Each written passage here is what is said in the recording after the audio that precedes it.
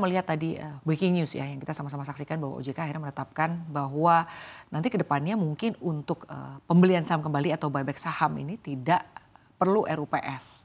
Sementara sejauh ini kan selalu melalui proses RUPS. Bagaimana Anda melihat ini? Akan ada resiko-resiko apa saja jika ternyata nanti memang buyback saham ini tidak perlu lagi RUPS? Oke, kalau dari calon kebijakan baru ya, untuk buyback saham tanpa RUPS ini yang saya lihat adalah dari risiko governance. Karena RUPS itu kan menjamin hak kepemilikan minoritas itu didengar. Ya. Itu yang pertama. Nah, yang kedua itu berarti menunjukkan adanya kemungkinan campur tangan dari owner terhadap pergerakan harga di pasar. Nah, mungkin ini bisa berdampak terhadap inclusion dan exclusion untuk indeks-indeks asing. Misalnya MSCI Indonesia, Edo, dan sebagainya. Ya, kenapa hal ini penting? Karena inclusion dan exclusion ini ya itu menjadi acuan dari investor asing untuk memutuskan membeli atau tidak saham itu. Mungkin yang paling menarik ya dari kasus yang paling baru itu adalah saham dari grup Barito, ya seperti Brand, PT RO, Cuan, dan sebagainya. Nah, waktu itu memang pertanyaan utamanya dari investor adalah sejak kenaikan yang dahsyat di tahun lalu itu, apakah saham-saham mereka ini dengan bobot yang besar itu akan dimasukkan ke indeks asing atau tidak? Ya, itu sempat jadi pergunjingan selama beberapa bulan, tetapi pada bulan Februari MSCI memutuskan untuk tidak akan mempertimbangkan memasukkan saham-saham tersebut. Dikarenakan apa? Dikarenakan satu, free float-nya itu kecil, ya kan. Yang kedua adalah dari free float itu ternyata banyak yang dimiliki oleh investor yang ternyata terrelasi dengan pemilik utama dari grup Barito tersebut. Jadi dengan kejadian seperti itu, maka diputuskan untuk tidak akan dipertimbangkan masuk, sehingga menyebabkan aksi jual yang cukup besar-besaran. Yeah. Gitu. Nah, jadi kalau dengan kebijakan baru itu, yang saya lihat resikonya adalah mungkin saham-saham yang aktif menggunakan kebijakan buyback tanpa RUPS tersebut berisiko untuk bukan tidak bisa dimasukkan. Memainkan artinya penjualan juga ya nanti. Memainkan penjualan.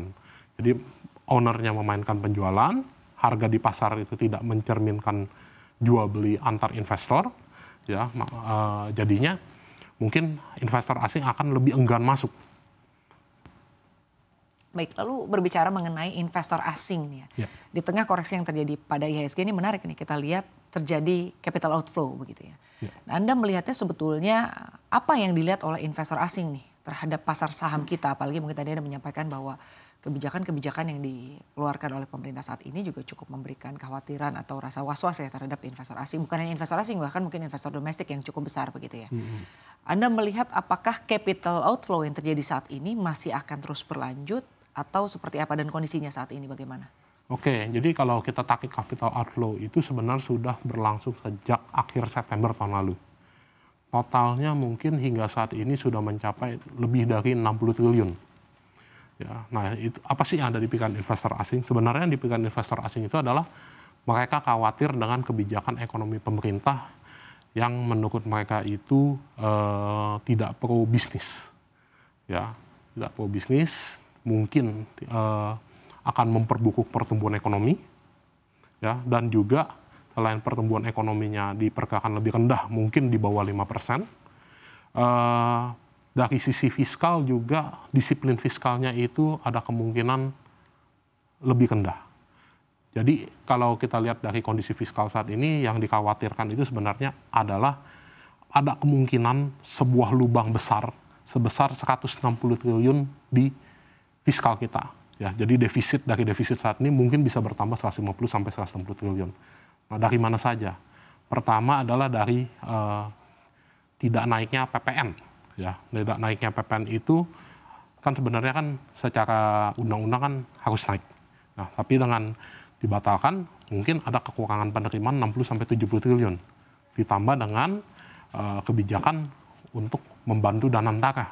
Ya, di mana dividen BUMN yang diperkirakan masuk ke kas negara itu 90 triliun tidak ditarik.